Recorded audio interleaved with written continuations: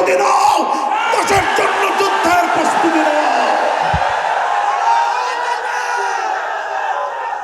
Professor doctor Yunus সাহেব এবং অন্তর্বর্তীকালীন সরকারকে আমরা একটা বার্তা দিয়ে দিতে চাই। মনে রাখবেন, ৭১ সালে এদেশের মুক্তিযোদ্ধারা বলেছিল আমরা পিন্ডির গোলামীর জিঞ্জির ছিন্ন করেছি, দিল্লির গোলামি করবার জন্য নয়।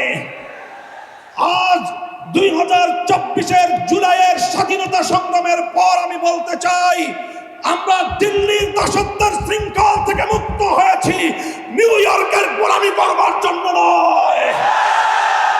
যদি বাংলাদেশকে ওয়াশিংটনের দাস পরিণত করবার কোন পায়তারা করা হয়, আর যদি হিউম্যানিটারিয়ান করিডোরের নামে আমার বাংলাদেশের বুকের উপর দিয়ে